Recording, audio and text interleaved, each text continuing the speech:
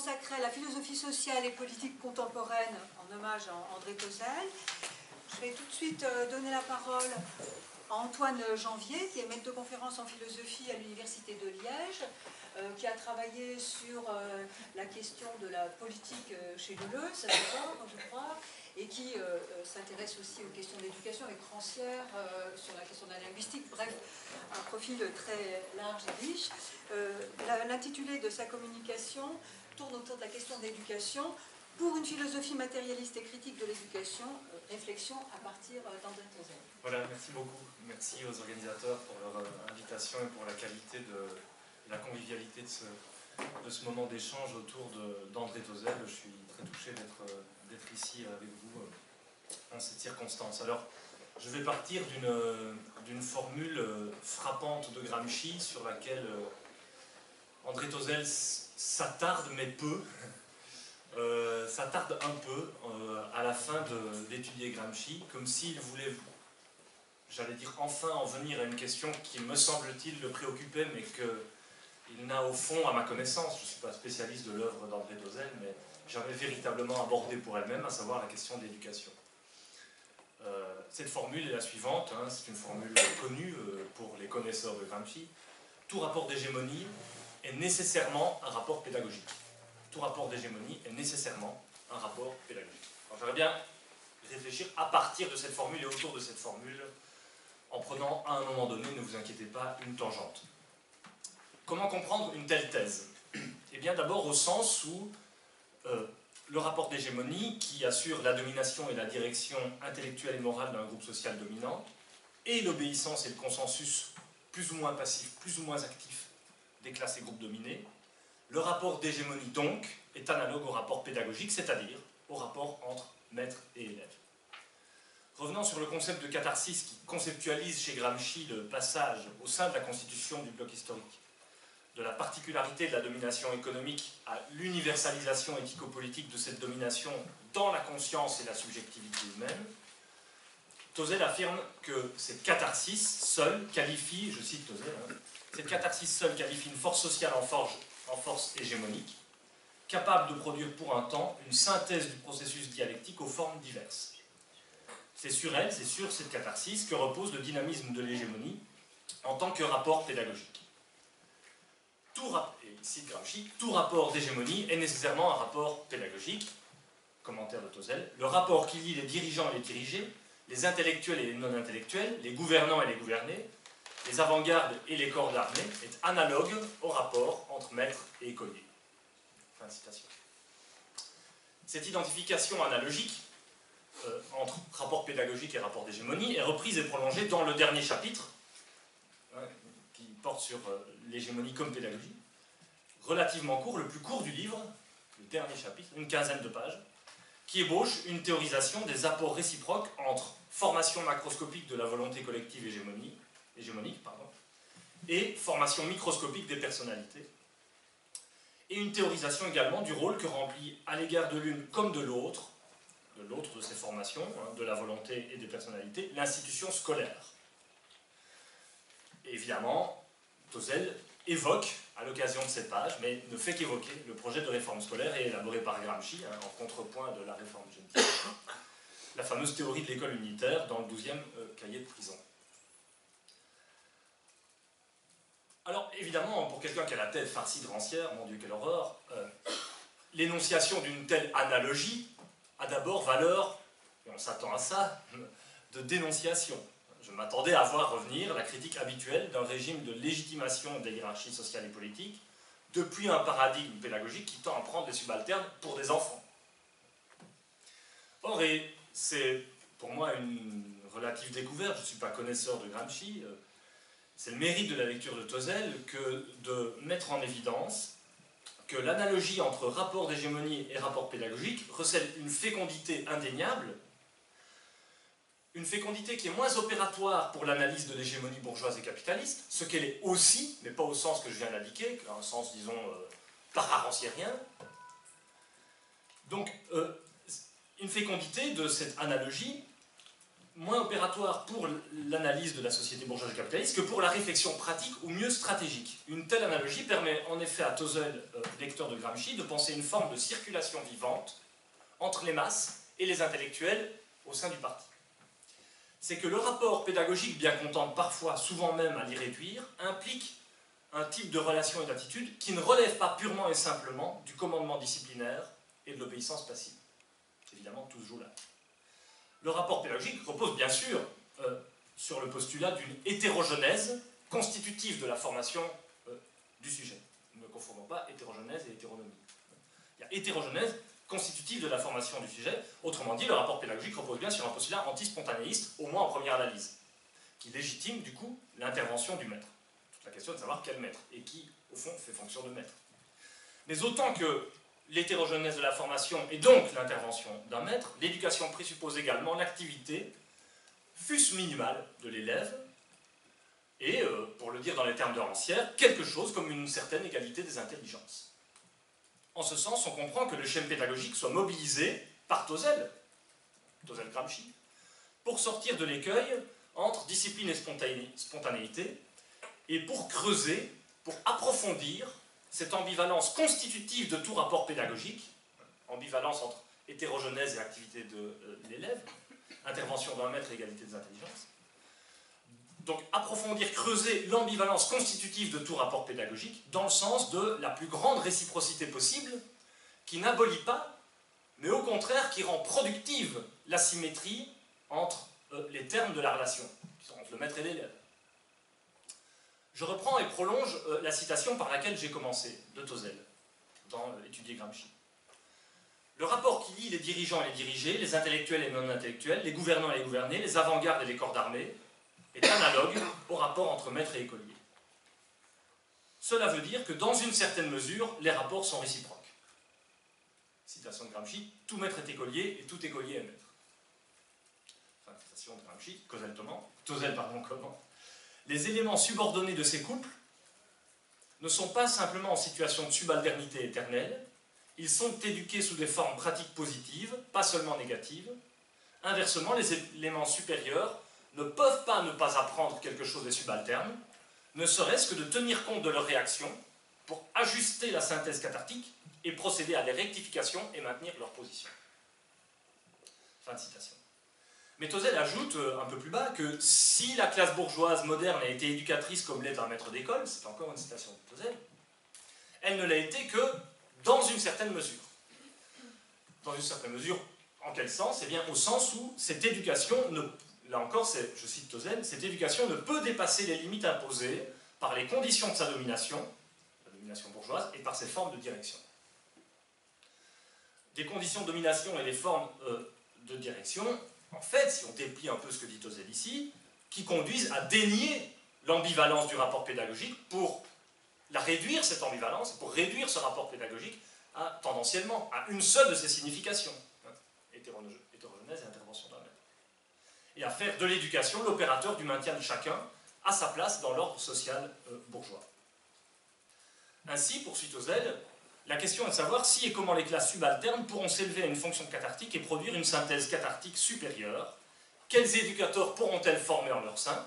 C'est-à-dire, si j'essaye de comprendre, quel type d'éducateurs et quel type de rapports pédagogiques sont susceptibles de faire jouer à plein la réciprocité productive, rendue possible par la symétrie des termes, mais refoulée d'une certaine façon par l'éducation bourgeoise.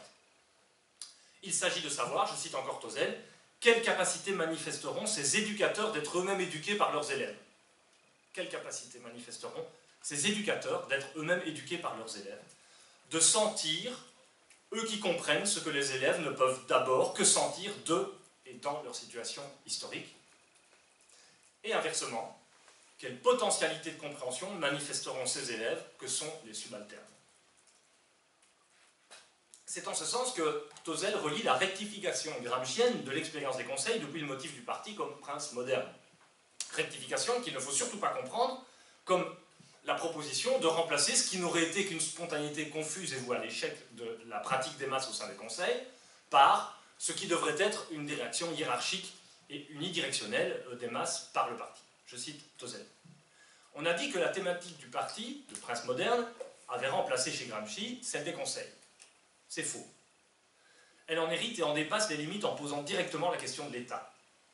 En ces années du biennio Rosso, les ouvriers ont pris conscience, en tirant la leçon de l'occupation et de la gestion des usines sans patron, de leur position dans la société du travail et dans la société politique. Ils ont appris à se comporter en citoyens producteurs, potentiellement dirigeants d'un nouvel État. Ils ont appris à traduire leur spontanéité confuse en discipline consentie. Ils ont critiqué en acte les éléments de sens commun qui les conduisaient à prendre conscience d'eux-mêmes comme individus subalternes et passifs, voués par les rapports de l'usine et de l'État à l'exécution des tâches sous l'exploitation salariale.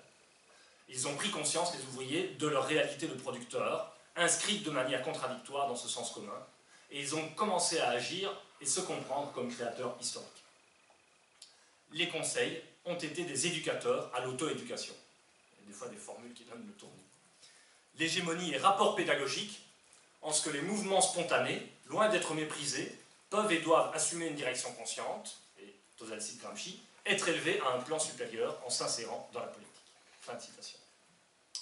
Vous voyez qu'il y a direction non pas abstraitement et du dehors, mais portée et nourrie par une expérience concrète des masses, qui d'elles-mêmes tendent et requièrent de dépasser leurs propres limites, et qui se conquièrent comme conscience éduquée en éduquant les éducateurs à devenir éducateurs, en fonction de leur savoir propre et de leur position d'éducateur, et à devenir éducateurs adéquats à la situation en fonction des besoins et de l'expérience réelle des masses.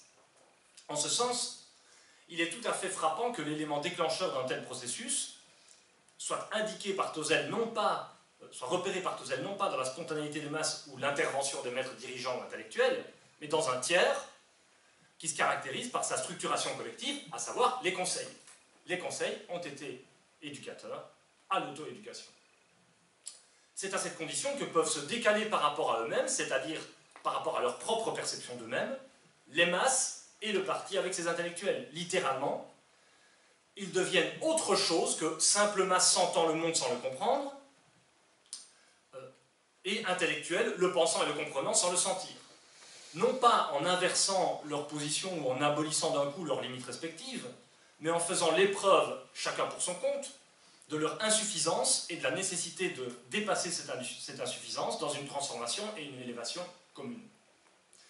Tel est le sens, me semble-t-il, de cette indication non dépliée de Tosel dans le dernier chapitre d'Études Gramsci, selon laquelle un tel type d'expérience pédagogique politique engage la critique en acte, je cite, des dualités modernes entre dirigeants et dirigés, gouvernants et gouvernés, intellectuels et simples.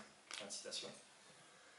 Une critique des dualités modernes, donc, qui n'a d'effectivité que précisément parce qu'elle affronte ces dualités dans leur efficace actuelle plutôt que de fantasmer leur disparition d'un coup, au profit de proclamations abstraites. Nous sommes tous égaux, il n'y a pas de différence entre nous, et même, tout maître est écolier et tout écolier maître. Même ça.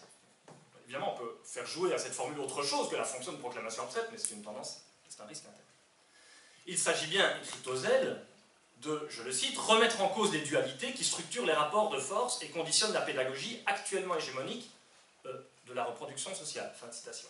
Tosel dit bien les remettre en cause, pas jouer à leur annulation imaginaire, qui les conduirait d'autant plus aisément que certains s'autorisent à faire comme si elles avaient disparu en fonction de leur position sociale.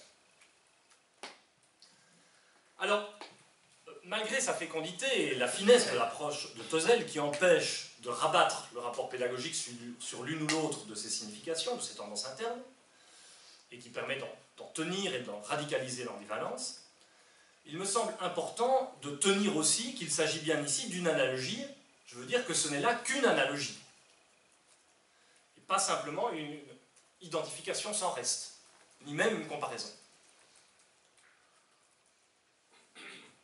Tosel lui-même, discrètement, évoque les limites d'une telle analogie et les différences entre les types de relations que cette analogie met en rapport.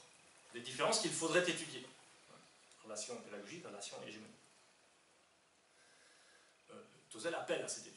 Alors, je ne sais pas ce que je vais faire, rassurez-vous, mais j'aimerais explorer un peu ce point, commencer à explorer ce point en approfondissant l'éventuel écart entre les deux relations mises en rapport dans l'analogie, entre la relation pédagogique et la relation hégémonique, l'éventuel écart et en même temps la modalité du rapport que l'analogie esquissée demande de penser et d'envisager pratiquement, dans la perspective même qui est celle de Tosel et de Gramsci.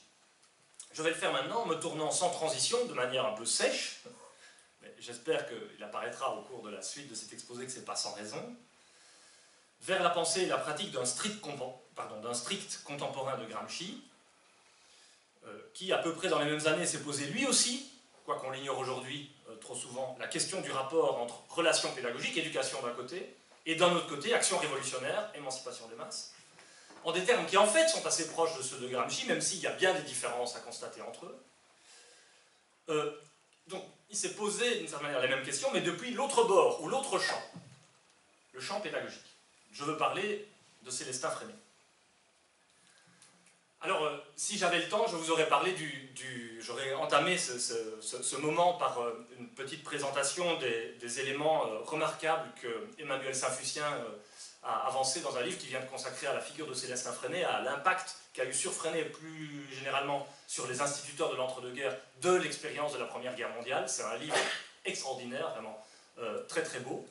Mais il y a comme une insuffisance, il y a quelque chose qui me manque dans cet ouvrage, c'est la prise en compte de l'activité syndicale et politique de Freinet. Ce que ne prend pas en compte donc Saint-Fucien dans son ouvrage, tout remarquable soit-il. Et c'est là-dessus que j'aimerais bien revenir maintenant. Grégory Chambin a eu le mérite de le rappeler et de le mettre en évidence, lui, dans des publications récentes qu'il a consacrées à Freinet. L'entrée de Freinet en pédagogie se fait d'abord et avant tout sur le terrain syndical, dès son arrivée à Bar-sur-Loup. Un terrain syndical double. D'une part, Freinet est membre de la Fédération des syndicats des membres de l'enseignement laïque, seule, j'espère ne pas faire d'erreur historique, vous me corrigerez au besoin, seule fédération nationale de la CGT à ne pas sacrifier à l'Union sacrée pendant 14-18. Au moment de la scission de 21 entre CGT et CGTU, réformistes et révolutionnaires, la FSMEL, Fédération des syndicats des membres de l'enseignement laïque, prend le parti révolutionnaire, prend le parti de la CGTU, tout en y faisant figure de minorité singulière, conservant une tradition anarcho-syndicaliste, en tout cas plus pluraliste, qui contraste avec un certain alignement sur le centralisme démocratique de la Troisième Internationale et la subordination progressive au parti de la CGT. Durant les années 20, Freinet écrira de très nombreux articles pour la revue de la FSMEL, l'école émancipée, et c'est sur ces articles que je vais me pencher maintenant. On a fait un travail collectif sur ces textes qui sont en ligne, mais qu'on ne lit pas, avec des copains de Liège et de Besançon. Il se trouve voilà, qu'on travaille entre Liège et Besançon à propos de ces textes, ça me faisait plaisir de le dire ici. Durant les années 20, Freinet écrit de nombreux articles pour cette revue, l'école émancipée. D'autre part, autre dimension du terrain double de Freinet, Freinet est envoyé par son syndicat au congrès de Bordeaux à l'été 1920, où il participe à la fondation de l'Internationale des travailleurs pour l'enseignement, qu'il présente dans un article comme, je cite, une organisation de classe dont l'action, parallèle à celle des groupements ouvriers, se développe dans le plan révolutionnaire. Fin de citation. Et c'est via cette structure que, à l'été 25, Freinet fera un voyage en URSS et il découvrira, de manière plus ou moins orientée, certaines expériences en matière scolaire favorisées par les bolcheviks, ou en tout cas pas encore empêchées par les bolcheviks. Je n'en parlerai pas non plus, je n'aurai pas le temps. Ce que je voudrais dire ici, c'est que je crois que c'est avant tout cet engagement dans une perspective révolutionnaire qui singularise Freinet dans le champ des pédagogies dites nouvelles ou actives. On fait souvent une sorte de mélasse aujourd'hui, comme si tout ça c'était un peu le même rôle qui avait émergé, qui s'était développé au début du XXe siècle. Je crois que Freinet a une position très singulière en réalité dans ce mouvement. Ce qui rend son expérience pédagogique, alors menée au sein de l'école publique, dans les textes des années 20, bon, Freinet est encore dans l'école publique, il n'y a pas encore eu l'affaire Freinet de Saint-Paul-de-Vence, ce qui rend son expérience pédagogique irréductible à celle des grandes figures de la Ligue internationale pour l'éducation nouvelle fondée en 21, Ferrière, Montessori, Alexander Neal, De Crowley, Piaget, Claparède sont tous là. Hein, donc, voilà. Alors, l'engagement syndical, Freinet le pense à travers deux formules. Première formule, pour la révolution à l'école. Deuxième formule, contre une pédagogie syndicale. Qu'est-ce que ça veut dire?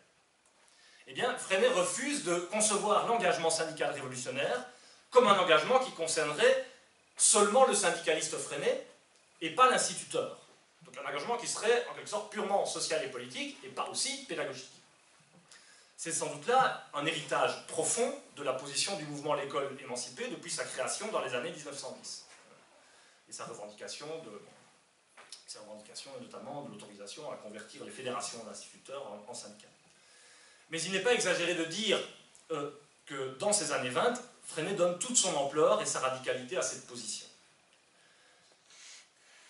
Dans un article publié en octobre 1920 pour l'École émancipée, qui présente l'Internationale des travailleurs de l'enseignement sous le titre « Pour la révolution à l'école », avec son camarade allemand Heinrich Sims, Freinet écrit ceci.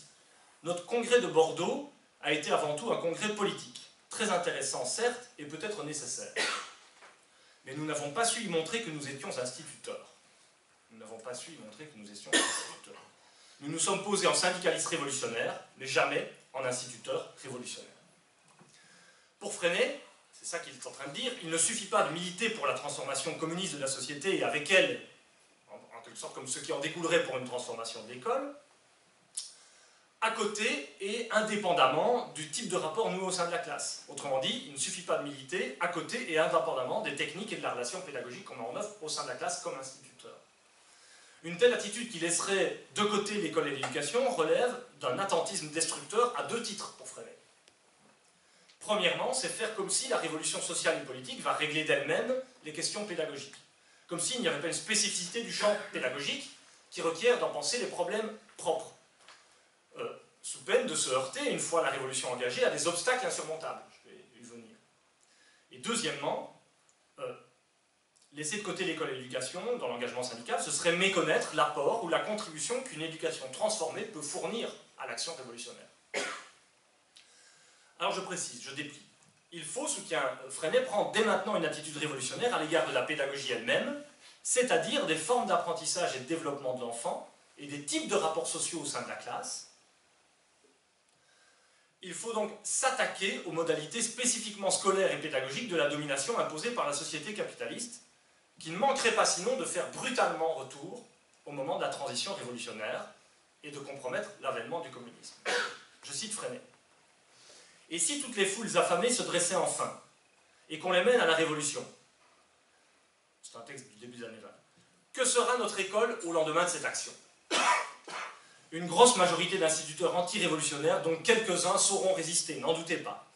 Et puis, improvisez-vous notre organisation future, et les livres de classe, et l'éducation des masses dans les villages, surtout. Oui, nous ferons la révolution chez les autres, mais après la libération, nous ferons encore tous à nos enfants des âmes d'esclaves.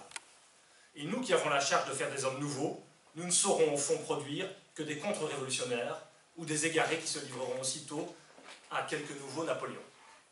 Fin de citation.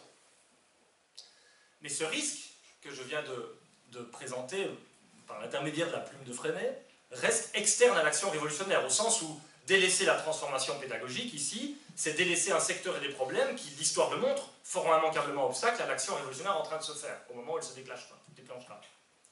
Freinet pointe un autre risque, un risque cette fois interne à l'action révolutionnaire. Certains réclament en effet, dans les colonnes même de l'école émancipée, avec qui Freinet polémique, certains réclament en effet d'attendre que la révolution soit faite pour investir le champ pédagogique, au motif qu'en l'état, dans les conditions de la société bourgeoise, aucune pédagogie émancipée n'est possible. L'éducation ne peut, dans les conditions actuelles, qu'être un rouage de la production et de la reproduction de la société en classe, autrement dit une opération de mutilation des capacités, plutôt qu'une véritable opération de développement des puissances de chaque individu. À cela, Freinet objecte que, je le cite, par la révolution faite, on entend souvent que la transformation politique, qui, selon Lénine lui-même, ne sera que le début d'une longue période qui peut durer plusieurs générations. Donc souvent, par la révolution faite, on entend la révolution en fait en train de se faire, et qui peut durer plusieurs générations. Pendant lesquelles, dit Freinet, il faudra une dictature plus ou moins dure pour diriger des hommes qui seront incapables encore d'être libres. Devons-nous admettre que notre pédagogie, même au lendemain de la Révolution, poursuit Freinet, doivent s'incliner devant un ordre nouveau, qui par la force des choses, dictature, aura beaucoup d'analogies avec l'ordre actuel. Et négligeant notre vrai devoir, c'est-à-dire éclairer les esprits, deviendrons-nous les soutiens d'un dogme nouveau, qui sera pourtant loin encore d'être le communisme. Fin de citation.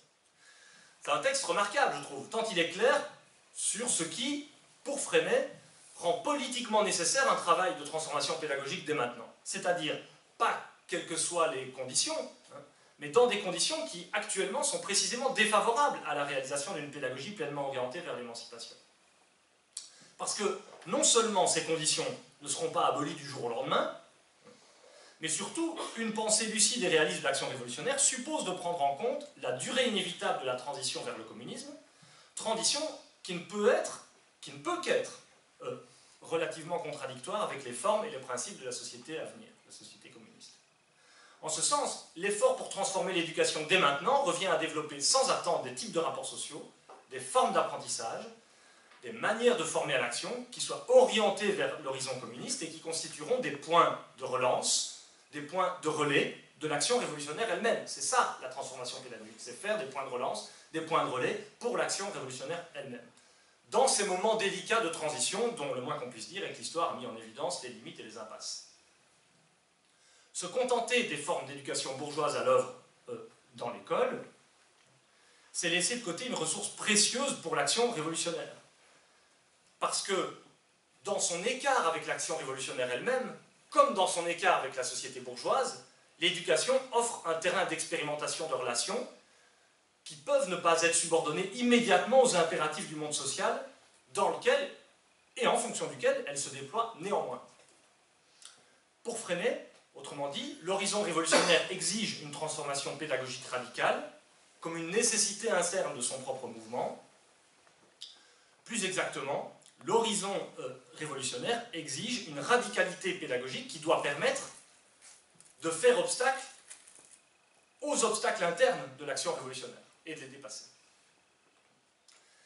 C'est bien l'inscription de son expérience pédagogique dans cet horizon communiste qui, à mon sens, distingue radicalement Freinet du mouvement d'éducation nouvelle. Il est assez original de ce point de vue.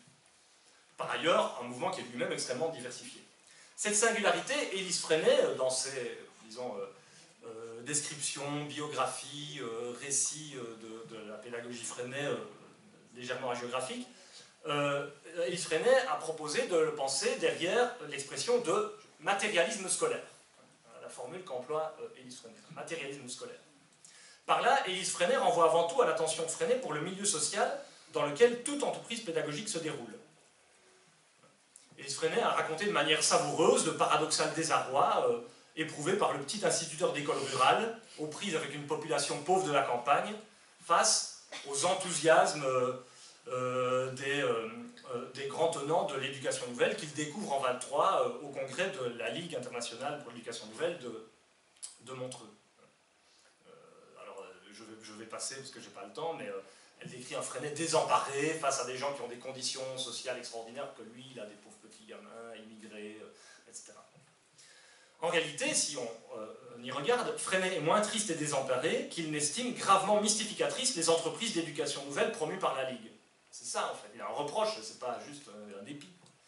Freinet a en effet lui-même rendu compte du congrès de Montreux pour la revue d'Henri Barbus, la revue Clarté, en novembre 1923. Le texte est des plus sévères. Tout en se terminant, bien sûr, par l'idée qu'il faut étudier les écoles nouvelles, parce qu'elles sont les laboratoires de la science d'éducation, Freinet met l'accent sur le coût de ces établissements, qui rend impossible toute perspective de généralisation populaire de telles formes d'enseignement.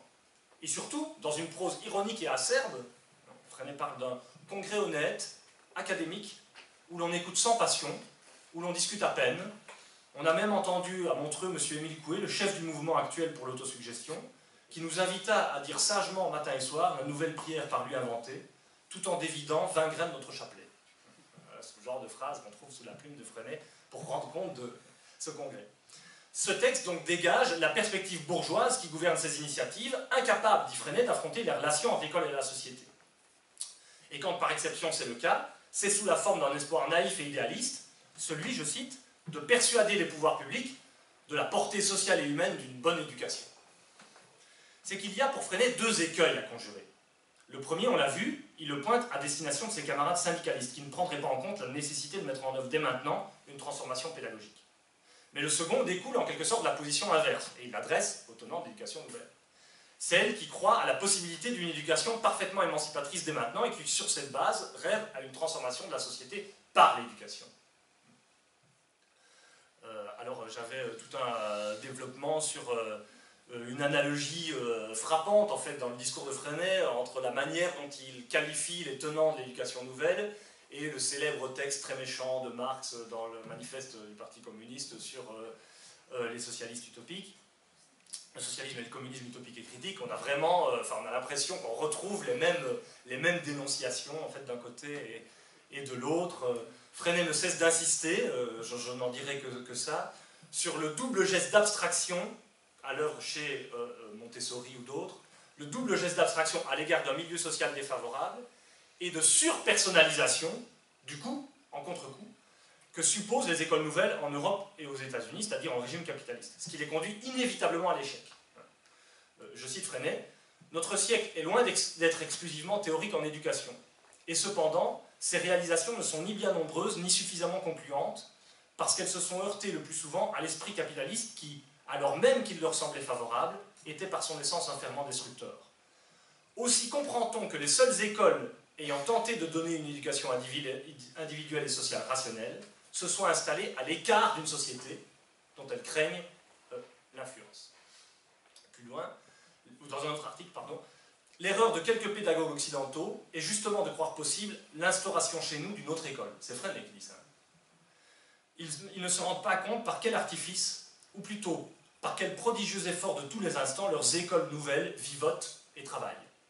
Et les instituteurs eux-mêmes qui prétendent apporter dans leur classe quelque chose de nouveau n'y arrivent que par une activité personnelle incessante.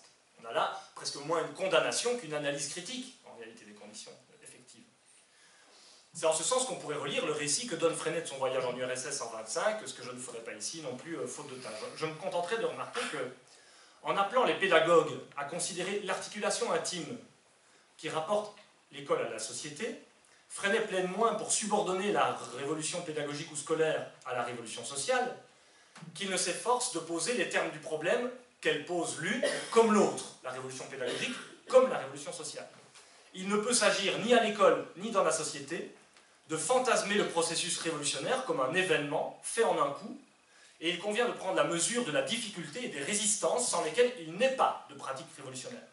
Au sens où la pratique révolutionnaire renvoie non pas à la recréation imaginaire d'un monde dans le monde, ou à la place d'un monde fantasmatiquement mis entre parenthèses ou annulé, mais où la pratique révolutionnaire renvoie à une pratique de transformation lente, difficile, et dont il faut peut-être aller jusqu'à dire, que ce soit à l'école ou dans la société, que elle est pratique révolutionnaire, la pratique révolutionnaire n'est mise en œuvre que parce qu'elle est ou qu'elle semble, paradoxalement, d'abord impossible.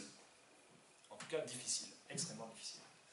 Témoin, ce dernier article de Freinet que je vous citerai, publié en janvier 29 dans l'école émancipée, qui s'appelle « Réalisateur révolutionnaire ».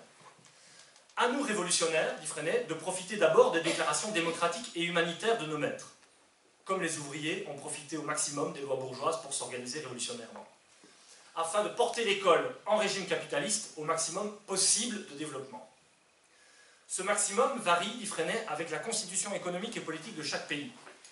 Mais il y a dans tous les États bourgeois un degré d'évolution de l'école qui ne peut pas être dépassé, celui au-delà duquel l'éducation menace les privilèges de classe. De sorte que notre lutte pour l'amélioration pédagogique et scolaire restera toujours une lutte révolutionnaire. C'est parce que précisément, c'est pour ça que ça restera une lutte révolutionnaire, qu'elle est pour but d'arracher à l'État bourgeois des améliorations pourtant normales, ou qu'elle s'applique à démasquer les hypocrites démocrates qui parlent inconsidérément d'éducation du peuple. Mais, et ce doit être aussi une autre originalité, nous ne nous faisons aucune illusion sur le résultat de nos efforts, dit Freinet. Aucune illusion sur le résultat de nos efforts. Nous savons combien une tâche scolaire ainsi conçue est ingrate. Nous ne sommes pas toujours compris des parents eux-mêmes. Les réactionnaires de tout poil, et leurs soutiens les cléricaux, nos chefs parfois hélas, se dressent inévitablement sur notre chemin. Même réussirions-nous totalement dans notre rayon primaire, n'avons-nous pas contre nous toute la société actuelle, qui, loin de poursuivre et de compléter l'œuvre d'éducation que nous avons commencée, s'applique à son action obscurantiste et destructrice. Le cinéma, le théâtre, les livres, la presse, l'église, l'armée auront beau jeu d'étouffer la bonne graine que nous essayons de faire germer.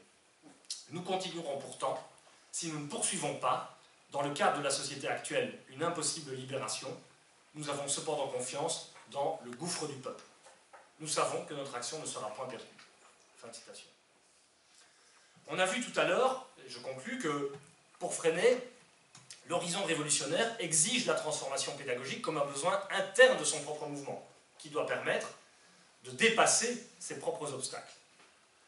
Ce n'est plus ici les difficultés de l'action révolutionnaire qui font apparaître nécessaire une transformation de la relation pédagogique. C'est l'inverse. Ce sont les difficultés de la transformation pédagogique, ce sont y compris les échecs sur le plan pédagogique, qui doivent faire apparaître nécessaire une transformation radicale du monde social. Et c'est très intéressant parce que chez Freinet, c'est toujours dans cette double impossibilité que se situe sa démarche. La démarche de Freinet est une démarche divisée, clivée, entre deux plans, du premier Freinet en tout cas, pédagogique et politique. Une démarche qui, du sein même de leur écart, de leur distance, du sein même de la différence entre le pédagogique et le politique, permet de comprendre la nécessité de leur mise en analogie à l'état pratique pour conquérir le ressort de l'action révolutionnaire. On voit ainsi que les limites à l'analogie entre la relation pédagogique et le rapport hégémonique, qu'évoquait Tozzel, tiennent moins à des différences de caractéristiques entre les éléments des relations, ou entre ces relations elles-mêmes considérées de manière figée, comme en elles-mêmes.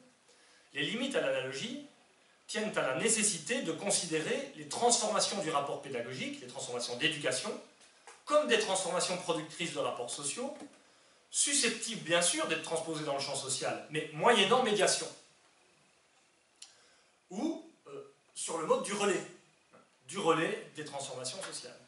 Et inversement, une telle analogie permet de considérer les transformations des rapports politiques comme des transformations productrices de rapports sociaux nouveaux, susceptibles, quant à eux, d'être transposés dans le champ pédagogique, moyennant médiation, ou sur mode de relais, sous forme d'un moteur de transformation pédagogique. Et c'est cette double exigence d'écart irréductible entre pédagogie et transformation sociale et politique. Donc, double exigence d'écart irréductible entre ces deux rapports, le rapport pédagogique et le rapport, par lequel j'ai commencé, hégémonique, et en même temps de transformation et d'influence réciproque permanente de l'une à l'autre, même constitutive de l'une comme de l'autre, qui constitue à mes yeux l'un des apports de la lecture tozelienne de Gramsci, qui nous invite à envisager de manière fine les rapports entre le pédagogique et le politique, d'une manière plus fine que sur le seul et pauvre mode de la confusion de l'un et de l'autre, ou de leur absolue séparation et mise à distance. Voilà, je suis désolé d'avoir été un peu long, je vous remercie.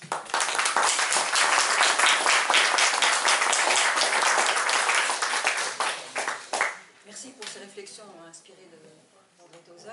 Il nous reste une dizaine de minutes pour les questions, donc qui souhaite intervenir?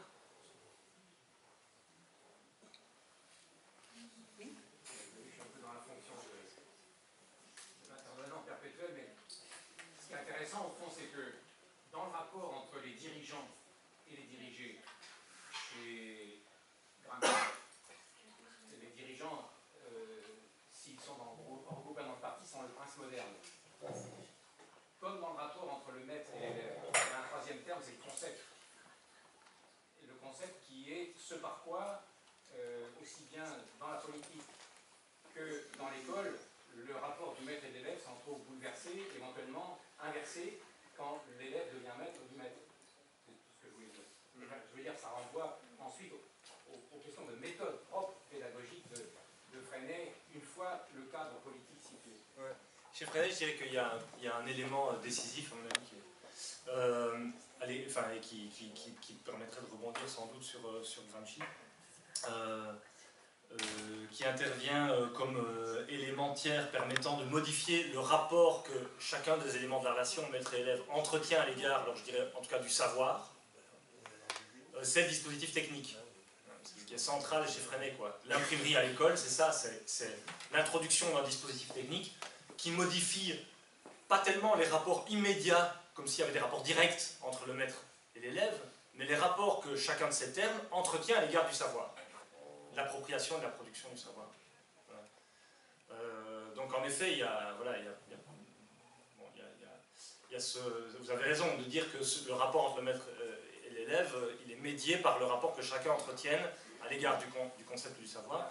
Et chez Freinet, ce qui est intéressant, je trouve, c'est l'introduction de ce dispositif technique qui a une valeur immédiatement politique chez Freinet, l'imprimerie, simplement parce que ça modifie les formes de collectivité qui se nouent autour.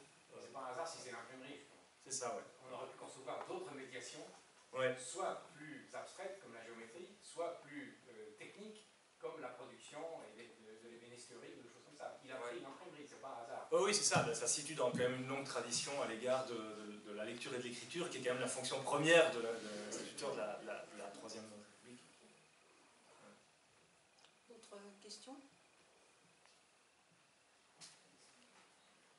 J'aurais souhaité savoir si tu avais eu l'occasion au moment où tu as pu rencontrer André Tauzel, de lui soumettre tes réflexions, ou une partie de tes réflexions, et notamment toute la référence à Freinet, parce que bon, dans son travail, c'est pas un aspect qu'il a développé. Est-ce que tu as eu l'occasion d'en discuter avec lui? En fait, ce qui se passe, c'est que le travail que j'ai entamé avec d'autres, collectivement sur Freinet, est assez récent, il date d'une grosse année, de relecture. Donc on a vraiment pris le Freinet des articles de Clarté et de l'école émancipée, donc avant le Freinet qui fait les livres d'essais de psychologie sensible, etc., etc., avant le Freinet de l'école privée de Vence, quand il est dans une relation très très difficile à l'égard de l'école publique. Et donc on a vraiment travaillé là-dessus, mais petit à petit en fait, on commence à travailler là-dessus. Et quand moi j'avais discuté avec André Tauzel de questions d'éducation, notamment à l'occasion d'une table ronde qu'on avait faite autour du livre dont il sera sans doute question maintenant, Nous citoyens laïcs et fraternels à Liège, bon, il avait d'une certaine manière botté en touche, en pointant une aporie, sur laquelle on était tous relativement d'accord, qui était la catastrophe de la destruction de l'école publique d'un côté, et l'impossibilité de continuer l'école publique sur le mode sur lequel elle fonctionnait d'un autre côté, donc en fait une double impasse. Mais c'était comme s'il ne voulait pas y aller à fond, en tout cas la seule fois où j'en ai parlé avec lui, et je ne connaissais pas encore Freinet, donc pas assez bien que pour vous tenter de voir comment ça allait passer, quoi. Voilà. Donc s'il n'y a pas d'autres questions, nous passons à la dernière intervention de cette troisième session. Je donne la parole à Pierre-Yves Quiliger et Céline Borello pour une intervention à deux voix. Pierre-Yves Quiliger, professeur de philosophie dans cette université Nice-Sophie Antipolis, qui a fait sa thèse avec André Tauzel sur CIS, et Céline Borello, qui est professeure d'histoire moderne à l'université du Maine, qui est spécialiste de l'histoire du protestantisme, qui est membre de l'Institut du pluralisme religieux et de l'athéisme. Donc l'intervention portera sur la question de la laïcité, André Tauzel et la question de la laïcité, point de vue historique, juridique et philosophique. Merci beaucoup. Merci aux organisateurs pour nous permettre de discuter autour de la figure d'André Tauzel et de cette question de la laïcité. Alors André Tauzel a consacré un de ses derniers ouvrages, Nous citoyens laïcs et fraternels, paru en 2015, à une large réflexion sur la laïcité. Et ce livre constitue une compilation de travaux déjà publiés et de considérations inédites. Alors évidemment, il est apparu d'autant plus indispensable aux philosophes de prendre la plume que l'actualité de cette année-là a montré l'urgence à penser la question de la laïcité avec des attentats qui ont touché la France et Nice, comment l'oublier, mais aussi d'autres nations européennes et bien au-delà, une multitude de pays sur tous les continents. La religion, le religieux devenait ou redevenait une arme brandie par certains pour revendiquer un autre rapport au monde où la violence était légitimée par des soubassements théologico-religieux plus ou moins hasardeux. Et André Tauzel, philosophe et citoyen engagé, ne pouvait donc rester silencieux. Et il a écrit et il a aussi, durant l'année 2016, donné plusieurs conférences autour de cette thématique de la laïcité, notamment ici, à Nice, au mois de mars, où il avait mené une discussion avec Jean Bobéro, sociologue et historien fondateur de la sociologie de la laïcité, dans le cadre de l'axe 3 de la MSH. Alors, dans chacune de ses prises de parole ou de ses écrits, André Tauzel a mis en avant une exigence de laïcité qui doit être reformulée en considérant les défis de la mondialisation. Ceci impose en effet pour lui de penser la laïcité comme étant transnationale, transculturelle, ce qu'il appelle lui-même une laïcité de seconde génération. Alors pour comprendre l'exigence de laïcité portée par André Tauzel, nous vous proposons de voir tout d'abord quels sont les fondements de cette laïcité, et notamment les fondements historiques. Et dans une seconde partie, Pierre-Yves Kilger vous présentera une thèse originale défendue par André Tauzel à propos de la laïcité. Alors pour poser son propos, André Tauzel met tout d'abord en avant la grande complexité de la laïcité, sa pluralité. De fait, il dénonce l'apparente simplicité des principes tenus autour de la laïcité. Et cette dernière, évidemment, suppose la garantie de la liberté de conscience pour tout individu. Elle est à la fois un mode de vie en commun et un ensemble législatif qui lui permet d'exister paisiblement. La laïcité a en effet, pour André Tauzel, pour fin l'universalisation de la liberté de conscience dans un espace d'égale liberté. Et le chemin privilégié pour aboutir à ce résultat a été, en France, la séparation des églises et de l'État, avec en particulier la loi de décembre 1905. Alors, mais cette loi, parce qu'elle date de plus d'un siècle et parce qu'elle ne tient pas compte, et c'est bien normal, de la réalité de notre temps, fait que la laïcité qui s'est construite essentiellement en France contre le catholicisme est aujourd'hui conceptuellement en difficulté. Et diverses affaires à la charnière du XXe et du XXIe siècle ont montré qu'une autre religion interrogeait la laïcité en place en France, avec ce que l'on a nommé notamment l'affaire du foulard en 1989, ou bien encore en 2004 avec la loi du 15 mars 2004, donc qui encadre, en application du principe de laïcité, le port des signes ou de tenues manifestant une appartenance religieuse dans les établissements scolaires. Alors ces deux dossiers croisent évidemment la question scolaire, la question de l'école, qui demeure un lieu symbolique pour l'histoire de la laïcité, on le voit. Alors la question de la laïcité est donc complexe, et pour jeter les bases de cette complexité, André Tauzel le fait notamment en considérant le fondement historique de cette dernière.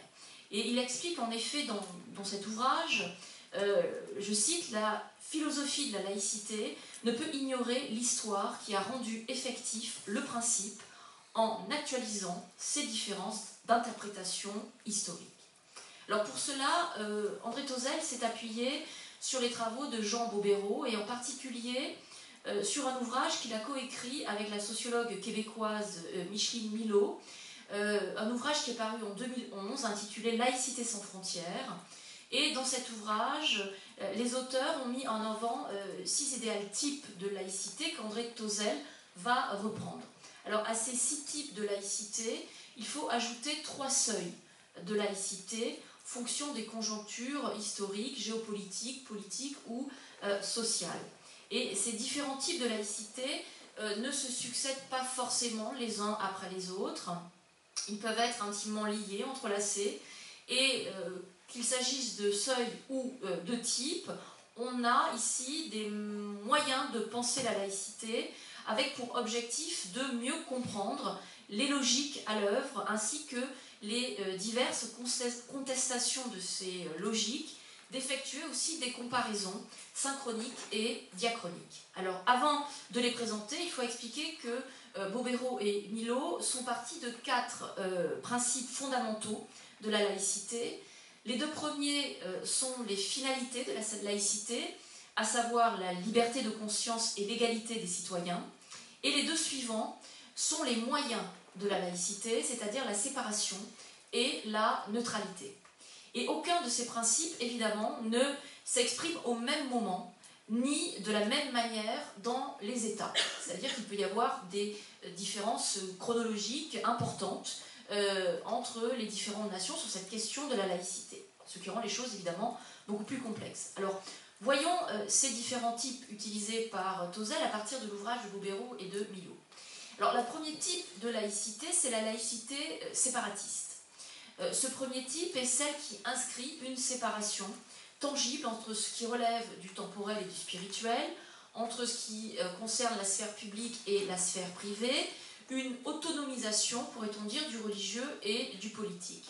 Le religieux se trouve ainsi relégué au domaine privé, au fort intérieur, et le cas français est évidemment le plus connu, sans doute, et retient rapidement l'attention de Tauzel dans son ouvrage. Le deuxième type de laïcité, c'est la laïcité autoritaire. Elle s'exprime quant à elle notamment lorsque l'État pense que les forces religieuses peuvent déstabiliser l'ordre politique et social. Et l'exemple qui est donné est souvent celui de la Turquie d'Atatürk dans les années 1930, n'hésitant pas au besoin à recourir aux forces armées. Alors cela entraînant notamment dans ce pays la mise en place de nouvelles normes vestimentaires ainsi que l'obligation du mariage civil. On peut parler à ce moment-là de laïcisme radical. Autre cas que l'on peut citer, c'est celui de l'Iran des années 1920-1930. Et vous ne serez pas surpris si dans cet ouvrage, dans son ouvrage, André Tauzel, lui, va plutôt développer l'exemple de la France sarkozienne, hein, qu'il présente, je cite, comme un État néocapitaliste qui exploite un sentiment d'insécurité et peut répondre à des demandes de certains segments de la population en jouant la carte du conflit identitaire et d'une laïcité identitaire aussi. Fin de citation. Alors, l'appel à l'homogénéité et au conformisme sont ainsi un recours pour limiter les libertés d'expression, et la neutralité de l'État est évidemment mise à mal. Alors, ce que Bobéro et Milot, dans leur ouvrage, appellent une volonté de recourir à la laïcité comme fondement autoritaire de la régulation du religieux, et qui peut être évidemment particulièrement opérant contre des groupes minoritaires et avant tout contre l'islam. Alors, troisième type de laïcité, la laïcité anticléricale. Alors, l'anticléricalisme est une forme d'expression de la laïcité, en particulier quand il y a eu pendant un certain temps une forme de domination religieuse. Et cela a été évidemment le cas de la France. L'Église catholique a marqué sa pleine domination depuis des siècles, et notamment avec la révocation de l'édit de Nantes en 1685, à l'opposé parfois de l'évolution européenne, de ce qu'on a pu appeler une forme de christianisme éclairé, notamment de la Aufklärung allemande. Dès lors, au tournant du 19e et du 20e siècle, on trouve dans ce pays un fort courant anticlérical et plus minoritairement un courant anti-religieux. Et c'est dans ce cadre d'ailleurs que s'inscrit la loi dont j'ai parlé, la loi de 1905, qui évite toutefois, il faut le signaler, la haine anti-religieuse de s'exprimer. Hors de l'Europe, on trouve également l'expression d'une laïcité anticléricale, notamment en Uruguay ou bien au Mexique. Et de cette laïcité anticléricale, Tauzel retient notamment l'idée qu'aujourd'hui, elle se manifeste de plus en plus vigoureusement contre l'islam, qui devient pour lui le nouvel infâme qu'il faut écraser. Alors, quatrième type de laïcité, la laïcité de foi civique. Et il est question ici d'articulation entre la laïcité et d'autres valeurs portées par la société dans laquelle elle s'exprime. Et civique signifie ici rôle social du citoyen. Ce dernier doit alors montrer son allégeance à la société politique, et toute autre forme d'adhésion, notamment religieuse, peut dès lors être suspecte d'affaiblir son adhésion à la société civile. Il y a donc ici une forme de religion civile qui implique que le citoyen doit témoigner son attachement à la puissance publique. Et, par exemple, l'habillement peut être éventuellement vécu, perçu, comme le signe d'une déloyauté citoyenne dans le cadre de cette laïcité de foi civique. Cinquième type de laïcité, la laïcité de reconnaissance. Alors, elle trouve son origine historique dans les écrits notamment de Pierre Bayle autour de la tolérance, et notamment en 1686, son commentaire philosophique sur ces paroles de Jésus-Christ contraint les d'entrer. Et dans son traité, Pierre Bayle va démontrer, à l'intention de tous les croyants, que la tolérance est la seule attitude philosophiquement justifiable, pourvu évidemment que l'on consente à abandonner les préjugés confessionnels. Alors la tolérance civile est étendue pour Bayle aux musulmans, aux juifs et, c'est une nouveauté, aux athées. Contrairement à Hobbes et à Locke, il développe donc l'idée qu'une société composée d'athées est complètement viable. La réflexion sur la tolérance prend avec Bayle une dimension qui n'avait alors jamais été atteinte. Mais pour André Tauzel, cette question de la tolérance et de la laïcité de reconnaissance, il va surtout la mobiliser en l'associant particulièrement au cosmopolitisme kantien, en faisant référence au projet de paix perpétuelle. Donc cette laïcité repose donc sur la reconnaissance de l'autonomie de chaque personne qui doit être protégée en toute société. Dernier type de laïcité, la laïcité de collaboration. Elle suppose qu'un État, bien que laïque, puisse avoir recours aux religions pour certaines actions. Elles deviennent donc ces religions, des religions qui deviennent partenaires de l'action étatique. Alors c'est un type de laïcité particulièrement ouverte, mais elle peut, en fonction des usages, porter elle-même atteinte au principe de séparation, et le danger peut être grand de voir donc certaines religions tenter d'imposer leur position dans certains domaines, et Tauzel va prendre l'exemple ici de la Pologne avec la question de l'avortement. Alors ces différents types sont pour André Tauzel la preuve, je le cite, de la pluralité historique des laïcités de fait, et cela montre évidemment irrémédiablement l'impossibilité d'une pureté qui se voudrait transhistorique. Alors à ces types de laïcité s'ajoutent des seuils de laïcité. Il faut garder en mémoire qu'il s'agit ici, lorsque on parle de seuil de laïcité, d'une périodisation très souple et qu'il n'y a pas forcément là non plus successivité. Alors le premier seuil de laïcité signifie que l'État pense ne plus devoir imposer de doctrine religieuse. Indéniablement, la laïcité prend corps dans les réflexions autour de la tolérance religieuse de la période moderne. On trouve ici dans l'histoire des idées des penseurs dont j'ai déjà parlé, Locke, Bayle, et dans l'histoire des faits, c'est surtout le temps des révolutions de part et d'autre de l'Atlantique qui est caractéristique de ce premier seuil. L'Europe du despotisme éclairé correspond donc à ce moment, et cela veut dire aussi que si on pense une laïcité complexe, que chronologiquement on peut faire des bonds en avant, et par exemple ce premier seuil de laïcité se retrouve beaucoup plus tardivement ailleurs. C'est notamment le cas en Inde, où les partisans du sécularisme se sont plutôt imposés au début du XXe siècle contre les tenants d'une Inde hindouiste. Alors, dans cette période toutefois de premier seuil de laïcité, qui s'applique à des périodes variables en fonction de l'état considéré, parfois lorsque le processus de laïcisation est à l'œuvre, on peut trouver là deux types de laïcité, la laïcité autoritaire ou la laïcité anticléricale. C'est notamment le cas dans certains pays européens de l'époque moderne, par exemple dans les années 1770-1780, avec les réformes de l'empereur Joseph II, qu'on peut présenter véritablement comme un anticléricalisme d'État. Alors avec ce seuil, la religion n'est plus considérée comme symboliquement englobante, tout en restant évidemment une instance de socialisation qui peut être encore importante.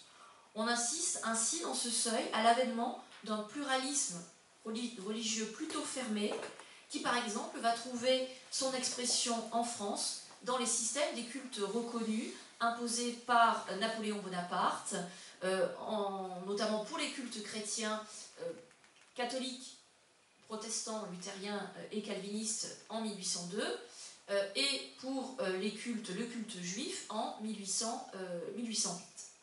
Alors, deuxième seuil. Le deuxième seuil est franchi au cours du XIXe siècle industriel et scientifique pour Tauzel, et il est véritablement l'entrée dans la modernité.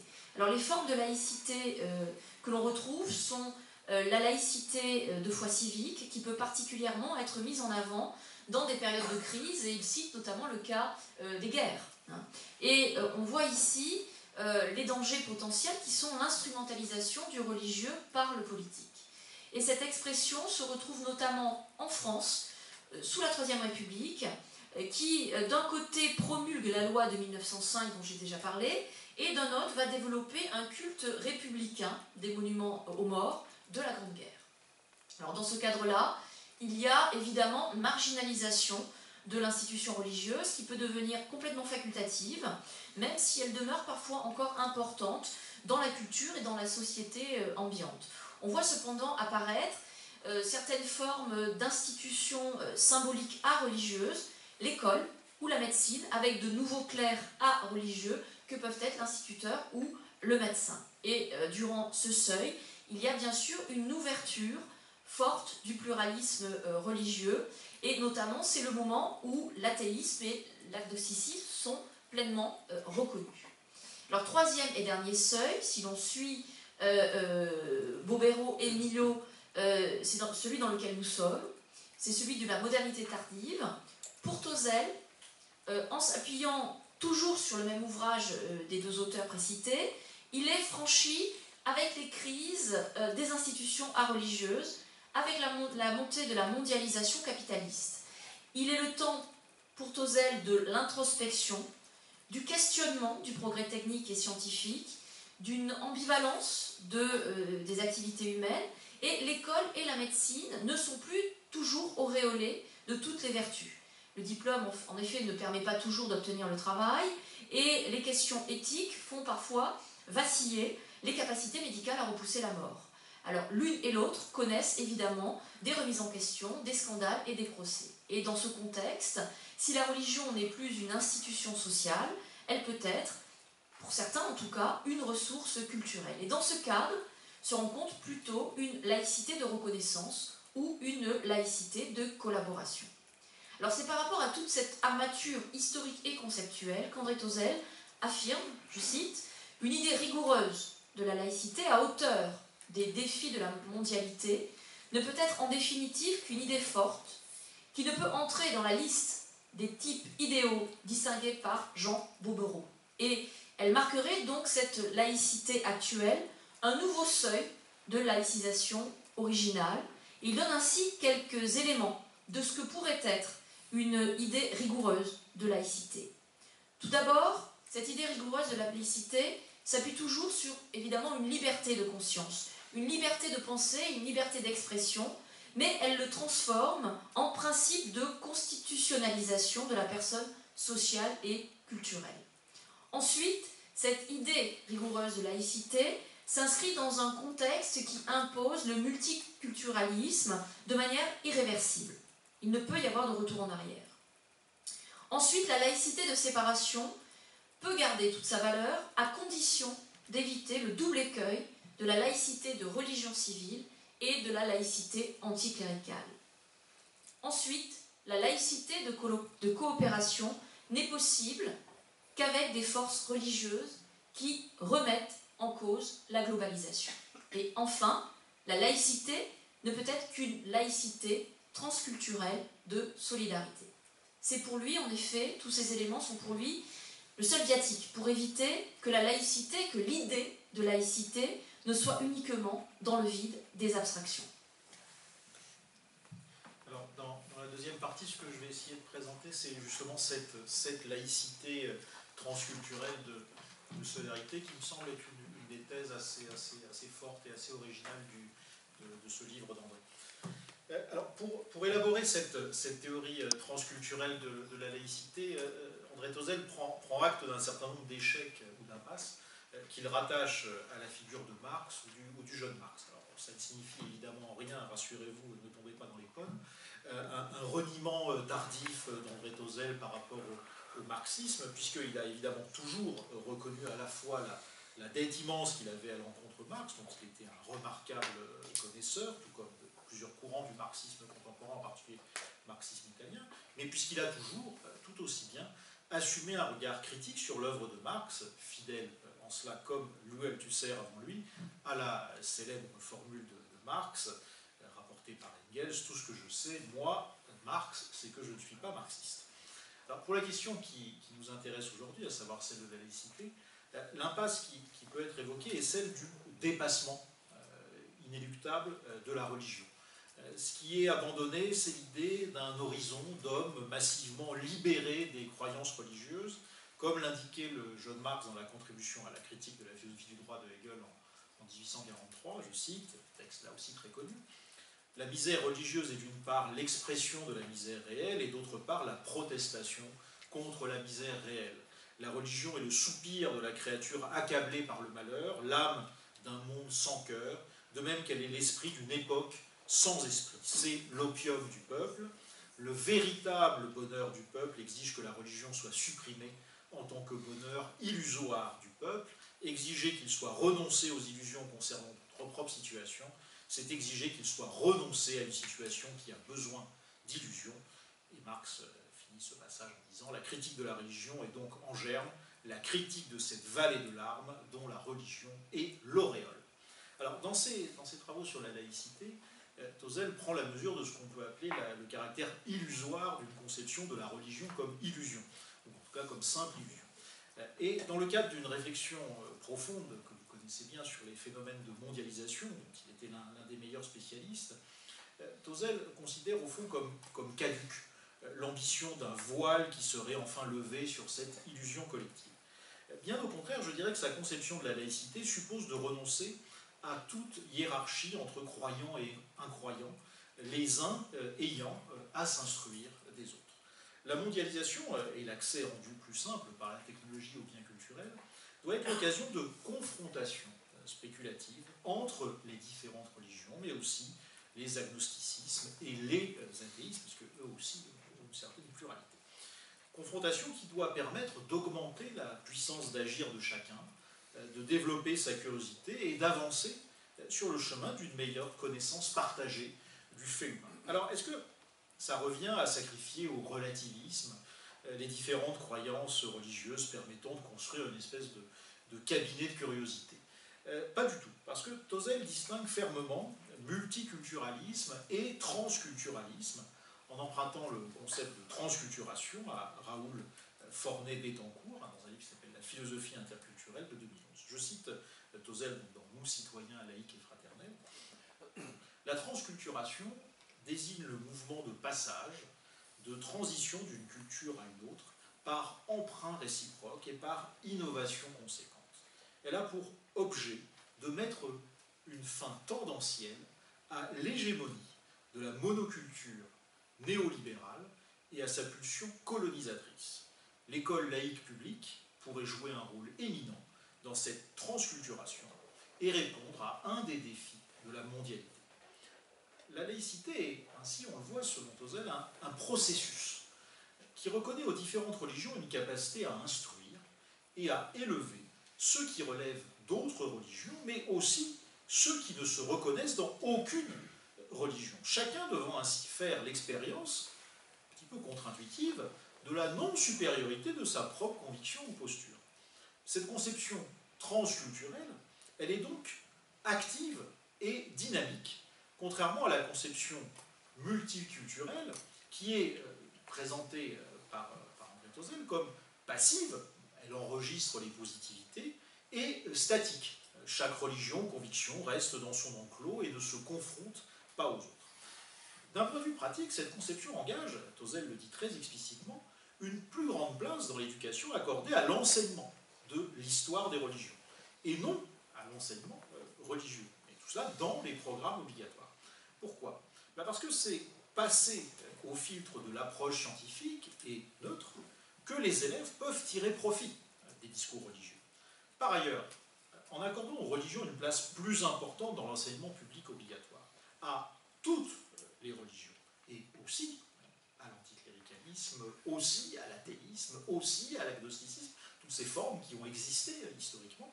Bref, en accordant à tout cela une place, on participe d'une part à la construction d'un espace commun, celui de la République, plus vaste que celui défini de manière seulement négative, à ce qui est commun, moins ceux qui relèvent de la religion, en réalité pourtant commune à beaucoup, mais selon des modalités distinctes. Et d'autre part, on fait quoi? Eh bien, on limite la multiplication d'écoles qui seraient d'inspiration éventuellement communautaire, qu'encourage le rejet hors de la sphère de l'école publique des questions religieuses et de l'intérêt pour les questions religieuses. Alors, on le voit, le transculturalisme, comme concept central de la laïcité, a pour socle une conception du peuple gouverné comme multitude, marquée par sa diversité et par la supériorité d'une totalité non uniforme, traversé par des singularités.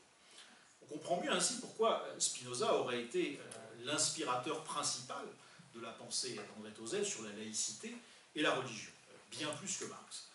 Et particulièrement le Spinoza du traité théologico-politique, auquel il avait consacré, vous le savez, sa thèse d'État, et sur lequel porte son dernier grand travail d'historien de la philosophie. C'est l'article qui s'appelle en français « La figure du Christ et la vérité de la religion » dans le traité théologico-politique, et qui correspond à un bon tiers de cet ouvrage. Et pour raconter une anecdote qui n'a pas grand intérêt, mais quand André m'avait offert ce livre, puisqu'on était voisins à Nice, il m'avait dit qu'il était particulièrement fier de ce texte sur la figure du Christ dans le TTP, et que c'était pour lui vraiment un de ses travaux importants dans le champ de l'histoire de la philosophie. Alors pourquoi le TTP pour penser la laïcité? Bien, d'abord par le souci de soustraire aux théologiens le monopole du travail sur le texte biblique. Au bénéfice de qui? Au bénéfice des historiens et des philosophes. Spinoza reconduit et approfondit la relation critique au texte et la méfiance vis-à-vis d'un accès autorisé à la Bible, méfiance qu'on rencontre chez Luther, puis chez Calvin, mais contrairement à Spinoza, c'est chez Luther et chez Calvin au bénéfice d'une théologie renouvelée sur d'autres fondements. Ensuite, par le double refus d'une soumission de la spiritualité au pouvoir temporel et du pouvoir temporel aux autorités spirituelles. Il s'agit pour André Tauzel, suivant Spinoza, de reconnaître la pluralité religieuse, tout comme la nécessité d'un espace politique qui rend possible la pluralité et qui ne lui impose rien, sinon de limiter chacun des cultes à des manifestations externes qui ne la déstabilisent pas, en respectant évidemment les manifestations internes sur lesquelles il n'y a pas à légiférer. Enfin, Spinoza constitue un modèle pour André Tauzel, et c'est en particulier très net dans l'article que je viens d'évoquer consacré au Christ dans le TTP, constitue le modèle d'une philosophie de la religion qui ne s'épuise pas dans le simple respect des différents cultes. Il y a, pour André Tauzel, un horizon, et c'est quelque chose qu'on trouve aussi dans le TTP, il y a un horizon d'amélioration et d'édification dans la fréquentation et la cohabitation des différentes croyances qui, loin de viser à la construction d'une religion d'État ou d'un culte civil, dessine plutôt, je crois, qu'une morale laïque, une solidarité, une fraternité, incluant croyants et incroyants, ce que Tauzel appelle, page 245 du livre, une zone de coopération entre citoyens solidaires, virgule, un lien d'amitié. Et pour définir cette zone de coopération, il ne trouve pas de meilleur exemple qu'un extrait de l'éthique de Spinoza. Alors, en conclusion de notre propos, deux mots sur le droit, parce qu'on a fait un peu de la publicité mensongère, on avait annoncé un développement sur les aspects juridiques de la question, et finalement, on n'en a pas parlé, ou presque pas.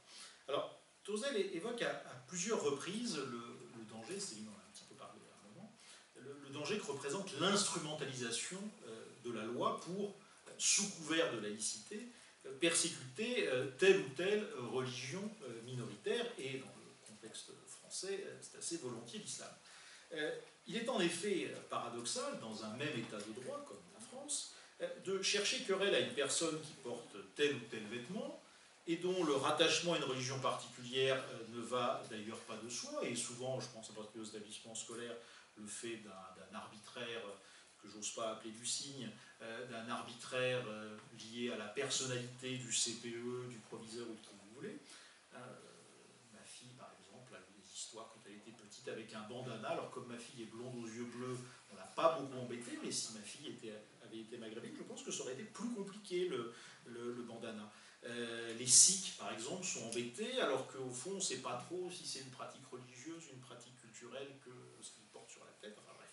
Alors, c'est un peu paradoxal donc d'avoir cette attitude un peu tourmentée, un peu compliquée, vis-à-vis du port d'un vêtement, et dans le même temps, de considérer dans le même état de droit comme tout à fait évident, normal, comme allant de soi, que soit férié, sauf quand M. Raffarin s'en mêle, certains jours de l'année liés au seul culte catholique. Un grand nombre de ces jours fériés ne sont même pas reconnus par tous les chrétiens. Les protestants compte de ces savent mieux que moi, un certain nombre de ces jours ne sont pas considérés comme des fêtes religieuses ayant vocation à être fériées. Alors, tout ça est donc assez contradictoire.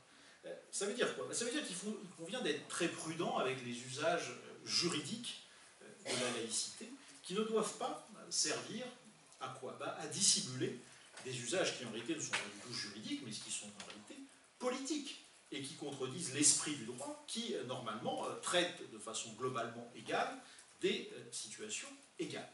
Ça, c'est le premier point. Le second point nous reconduit à Spinoza, dont Husserl dit qu'il a, je cite, pour vertu, toujours dans le même livre, d'inquiéter nos certitudes laïques dogmatiques et les certitudes théologico-politiques des autres. Le droit, au service de la laïcité et reconnaissant l'exigence de laïcité, doit aussi être une garantie forte contre tout empiètement sur les convictions religieuses ou leur absence, en tant que celles-ci sont des réalités intimes. André Husserl cite ainsi cette formule très précieuse du traité théologico-politique, je cite, « Personne ne peut transférer à autrui son droit naturel, c'est-à-dire sa faculté de raisonner et de juger librement en toute chose, point virgule, et personne ne peut y être contraint. » Alors, il y a deux façons d'entendre la fin de cette phrase, et personne ne peut y être contraint. Et les deux sont, je crois, assez husserliennes, et je m'arrêterai là-dessus. Le premier sens, évident, est qu'on ne peut pas être contraint au transfert de son droit naturel à autrui, puisque ce transfert est en soi concrètement impossible. Le deuxième sens, plus contourné, plus inquiétant, et dont peut-être les amis spinozistes infiniment plus compétents que moi dans la salle vont dire que mon interprétation est délirante, on verra. Donc le deuxième sens plus contourné et plus inquiétant serait que personne ne peut être contraint au fait de raisonner et de juger librement en toute chose. Autrement dit, qu'il est toujours possible de ne pas choisir la seule raison et qu'une pensée libre n'est pas nécessairement de l'ordre de ce que Victor Hugo a pu appeler, dans une formule d'une riche postérité, la libre pensée. Merci.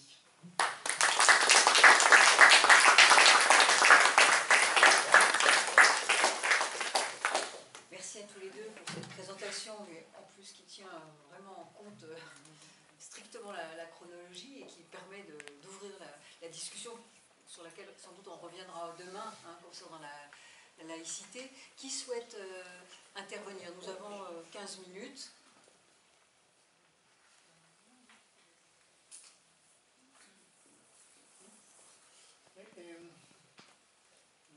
J'ai apprécié beaucoup cette exposé, mais la question c'est un peu la même que j'ai posée pour la question des migrants.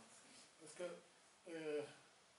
en fait, c'est particulier l'idée que le droit, il y a une sorte de mythologie du droit. Le droit en tant que Deus ex machina qui va résoudre tous les problèmes. Et donc, concrètement, quelle est la source de ce droit? Parce qu'en fait, c'est du droit comparé, c'est du droit transculturel, c'est de l'anthropologie, c'est quoi? Donc, je crois que maintenant, nous voyons, d'une façon peut-être spinoziste, dans quelle façon de faire,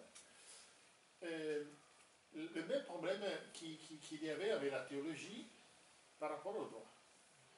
Et donc, ça c'est une question qui est passionnante, et donc, mais c'est aussi très, très difficile à résoudre, je crois, sur la question des migrants et même sur la question de la laïcité. Et pour Husserl, peut-être que ce soit une tentative de poser la question.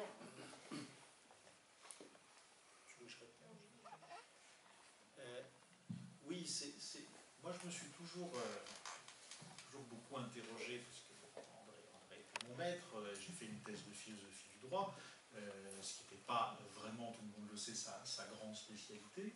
Je ne suis d'ailleurs pas le seul qui a fait une thèse de philosophie du droit avec lui. L'ami Bruno Niassoudou de Nantes qui a fait aussi une thèse de philosophie du droit avec lui. Alors une thèse en plus vraiment de philosophie du droit analytique, donc vraiment très très différent de l'univers d'André.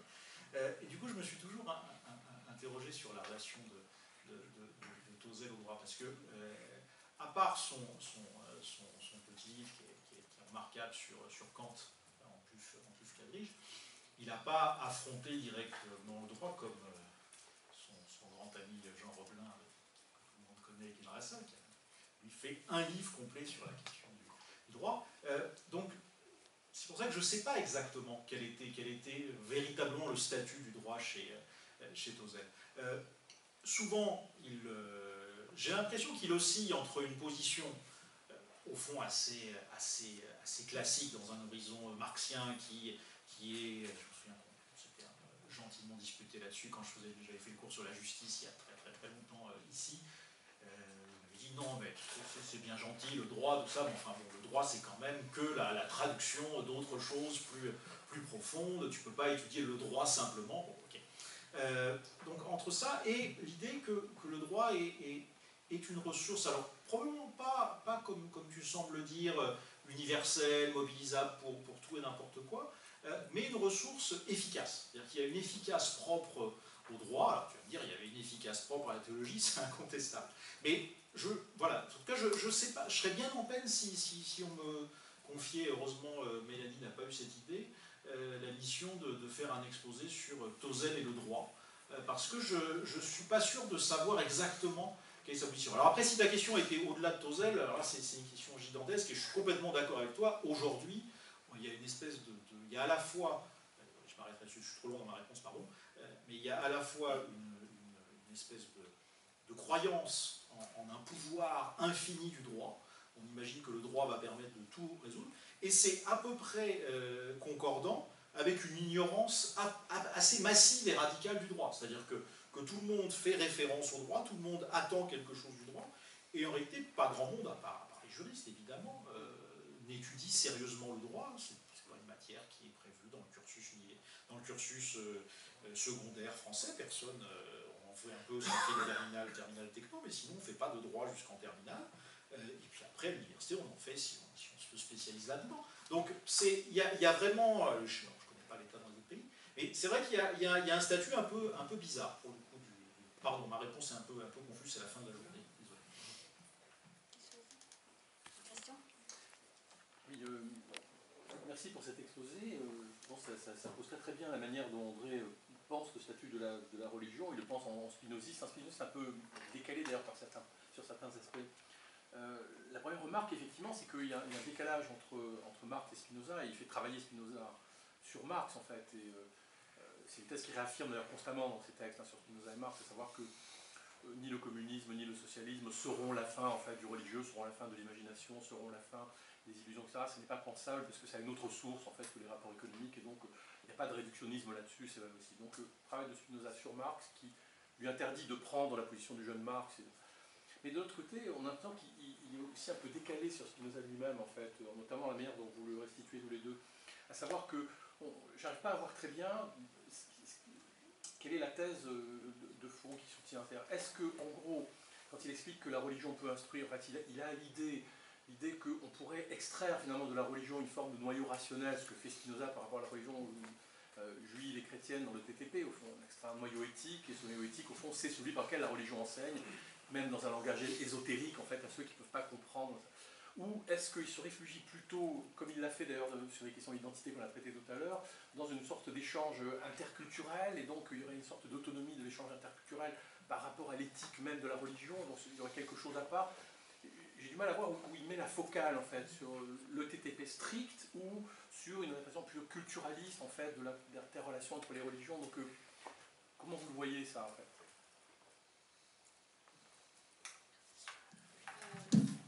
D'un point de vue historique, et je crois que les travaux de Bobero et Emilio l'ont intéressé, je pense aussi pour ça, c'est qu'il a perçu, enfin, il a compris que la profondeur et la complexité historique faisait que peut-être il n'y avait pas de véritable réponse, j'allais dire, uniformisée à apporter pour tout et n'importe quoi. D'où l'importance à chaque fois de considérer des cas concrets pour arriver à trouver dans le dialogue, dans la multiplicité, j'allais dire, des points de vue, une solution d'entente. Parce qu'il dit bien, c'est l'objectif aussi, c'est d'obtenir une capacité à s'entendre et à trouver une écoute réciproque qui, à mon sens, hein, pour ce que j'ai pu lire d'André Tauzel, étant avant tout historienne, pas du tout philosophe, me paraît être quelque chose d'essentiel, c'est-à-dire la volonté de placer l'écoute et l'échange, ce qui fait qu'évidemment ça rend difficile la question de réponse tranchée. Je ne sais pas s'il avait une réponse toujours tranchée, c'est parfois... mais ce substrat historique, je pense, lui a permis aussi d'avoir une réponse en montrant que c'est tellement complexe, finalement, avec des situations qui sont différentes dans les pays, en fonction des temporalités, des réalités politiques, des réalités économiques aussi, qu'il est impossible de penser dans son quant à soi la question de la laïcité à un moment donné, dans un lieu donné. Oui, j'irais dans le même sens. Pour ce qui est des deux termes de l'alternative, j'aurais tendance à les historiciser aussi, mais au sein de l'œuvre de Tauzel. C'est-à-dire qu'il me semble que le Tauzel de 84, il est plus du côté de la première option. C'est-à-dire que le travail qu'il fait sur le TTP va plutôt dans ce sens, mais en revanche, le Tauzel de 2015, et quelques années auparavant, c'est-à-dire tous les travaux aussi sur la mondialisation, va plutôt dans la deuxième direction, parce que il le dit à plusieurs reprises dans ce livre. Je crois qu'il a fait le deuil de cette espèce d'horizon de la construction d'une éthique rationnelle, en épurant les discours religieux, mais pas que les discours religieux, plein d'autres choses. Je crois qu'il fait le deuil de ça. Alors, est-ce que c'est au bénéfice d'une espèce de relativisme un peu foucaldien? Pas du tout. C'est pour ça que ta difficulté, elle n'est pas dissoute. Parce qu'en effet, il ne bascule pas non plus dans l'idée que, bon, mais au fond, la philosophie va simplement se contenter d'enregistrer différents modèles, de les faire cohabiter grâce à l'histoire qui lui permet de les construire. Je crois qu'il y a quelque chose là. Alors peut-être que la solution, elle est, mais ça j'invente un peu, hein, mais peut-être que la solution, elle est dans un horizon peut-être un peu casuistique, tu vois. C'est-à-dire qu'il y a des réponses quand même rationnellement qu'on peut construire, mais simplement elles ne viennent pas d'une espèce de grand systématisme. Bon, enfin, c'est une hypothèse que je lance.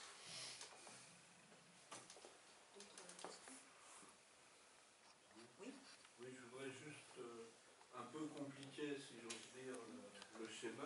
Je crois qu'il y avait une troisième piste chez André, qui était que la laïcité, c'était aussi le seul espace possible quand on ne s'entend pas, si j'ose dire, quand il y a des différends. Hein, je crois qu'il ne se faisait pas d'illusion entre lui ou, a fortiori moi, par exemple, et un évêque sur l'avortement, il n'y aura jamais d'accord. Et le seul espace possible, c'est bien la laïcité. Donc, et ça, je crois que ça explique justement aussi le fait qu'il ait finalement assez vite renoncé à l'idée d'un noyau rationnel qui serait à la fois celui des religions, d'une morale commune. Non, la laïcité, c'est aussi là où il y a des éthiques incompatibles, celle des différents. Et alors, je crois que le deuxième problème qu'on peut évoquer, c'est la façon dont finalement, il retrouve une certaine inspiration de Marx, qu'à mon avis, on peut détecter aussi dans le Jaurès de la séparation. Hein, tout le monde connaît la fameuse phrase de Jaurès dans un de ses discours, « La France n'est pas schismatique, elle est révolutionnaire ». Bon. Qui consiste évidemment, vous savez que le problème de Jaurès, c'était s'attaquer pas à l'organisation de l'Église catholique. Bon. Et en l'occurrence, évidemment, il répond non. Pour des raisons politiques, bien sûr, parce que ça, c'était quasiment la guerre civile assurée, mais aussi pour des raisons tout à fait théoriques, à savoir que c'est pas en créant, je ne sais pas, un clergé constitutionnel ou quelque chose de ce genre, qu'on fera progresser en quelque sorte le débat sur les religions, c'est en les rendant à leur référence sociale. Ce qui est le geste initial de Marx dans les fameux textes de 1943.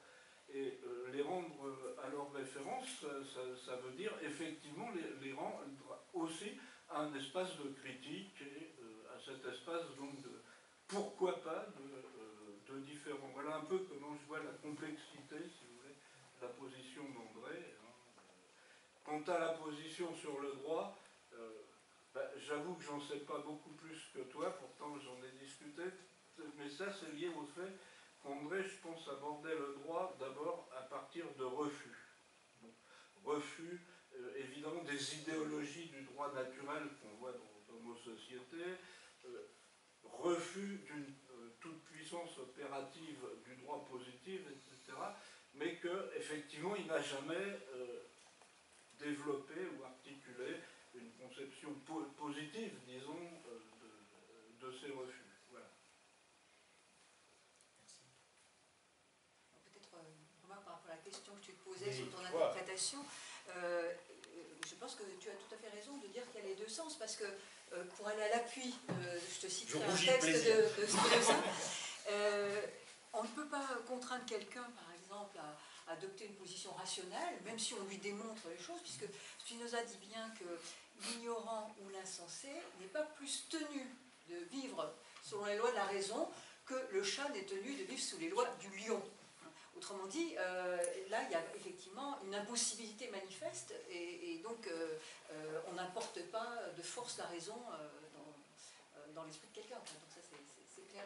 Et moi, ce qui m'a quand même frappé aussi, c'est le changement de position à partir justement de Spinoza, c'est-à-dire le fait que la référence à Paul, contraint d'entrée, c'est l'idée que l'intolérance est une vertu, parce qu'on ne peut pas être indifférent au sort des impies, il faut vraiment les contraindre d'entrer, parce que c'est un acte de charité.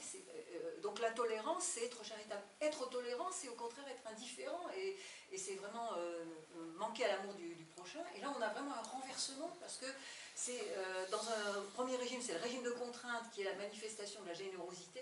Dans le second cas, c'est précisément l'absence de contrainte qui est la reconnaissance de l'amitié entre les hommes. Et ça, c'est assez fascinant de voir cette mutation dans l'histoire de la pensée. Enfin, je crois que c'est vraiment intéressant. Je suis désolé de vous contredire, cher collègue, mais bien sûr, un chat n'est pas un lion. Mais entre quelqu'un qui développe une démonstration de géométrie et quelqu'un qui refuse de l'entendre, il n'y a pas la différence entre un chat et un lion. C'est la faiblesse, me semble-t-il, de Spinoza, lui qui pourtant dit la géométrie d'abord et la religion après. Je veux dire par là, c'est sous l'œil de la clarté géométrique qu'on engage l'exégèse et l'examen de la tradition théologique. Ça, c'est le grand Spinoza, qui met la raison d'abord. Et puis, le Spinoza politique, il dit, bah oui, le géomètre doit comprendre que par rapport à son élève qui ne comprend pas, il n'est que comme un lion face à un chat, ou comme un chat face à un lion, si le disciple rétif est un peu plus offensif. Mais c'est un abandon, c'est rendre les armes. Je veux dire par là qu'il n'y a pas de laïcité facile, mais il n'en reste pas moins qu'on ne peut pas considérer que lorsqu'un enseignant américain se trouve interdit de parler dans sa salle de cours parce qu'il enseigne Darwin, ce qui n'est pas très éloigné d'arriver en Europe, on ne peut pas considérer que Spinoza répond en disant mais bien sûr, il faut surtout ne pas contraindre et ne pas faire entrer les concepts darwiniens dans la tête du chat qui ne veut pas de ce lait-là. La réalité, c'est que précisément, il est hors de question de contraindre. C'est faire de la raison une sorte de contre-théologie oppressive et inquisitoriale. Mais précisément, on n'a pas de solution. Mais il faut au moins reconnaître qu'on n'a pas de solution, mais ne pas se contenter de l'échec. Ah oui, Et nos parents, on ne dit les pas arme. ça, il dit simplement qu'on ne peut pas contraindre quelqu'un qui persévère dans une idée par le biais de la raison. Seul un affect peut vaincre un autre affect. Autrement dit, c'est pas par la contrainte, c'est pas la production d'un autre type d'affect qui fait que précisément celui qui était chat peut devenir lion, c'est-à-dire renforcer sa puissance d'agir et entendre. Et c'est pour ça qu'il disait que la deuxième règle de vie, c'était de faire en sorte de se mettre à la portée de la foule pour qu'on trouve ainsi des oreilles bienveillantes entendant la vérité. Mais si on ne se met pas à la portée de la foule, autrement dit, si on ne se place pas sur ce terrain-là et qu'on importe de force la raison, ça sera un échec. On ne peut se pas mettre à la portée de la foule, le premier geste pour se mettre à la portée de la foule, c'est de parier sur le fait qu'elle est capable de raisonner comme soi-même. Sans ce respect-là, on va à la dictature, par un pied ou par un autre.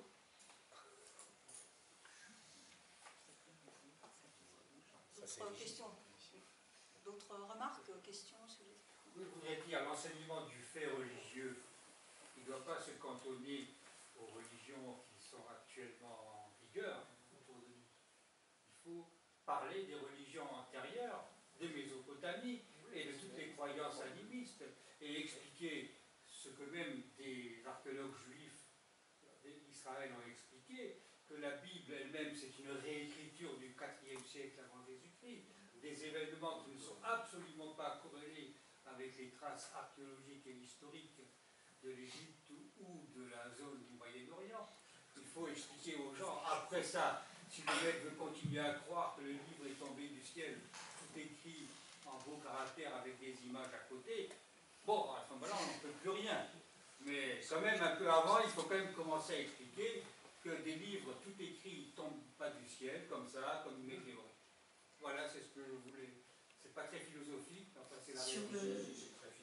Sur l'enseignement du fait religieux à l'école, hein, c'est un vieux débat qui est réapparu très fortement au début des années 2000, hein, avec le rapport de Régis Debray, notamment. C'est une question qui se heurte aussi au principe de réalité, c'est-à-dire le temps qu'il faudrait pour, à l'école, arriver à développer toutes ces questions. Alors, sachant qu'aujourd'hui, les programmes scolaires abordent les questions de l'histoire du fait religieux de manière non, c'est pas restreint. Hein. Les programmes sont quand même assez diversifiés. Il y a énormément de points qui sont abordés et qui d'ailleurs parfois soulèvent des récriminations en expliquant qu'on parle plus de certaines religions qui n'ont rien à voir avec la culture et l'identité française. Donc voilà, il y a le problème de pouvoir arriver à aborder avec des élèves aujourd'hui des questions très complexes dans des temps de formation qui sont de plus en plus contraints, en tout cas puisque les programmes d'histoire ne sont pas extensifs ni extensibles, en tout cas si on en croit les prises de position des différents gouvernements sur la question. Merci, donc nous allons clore cette session. Merci encore aux trois intervenants.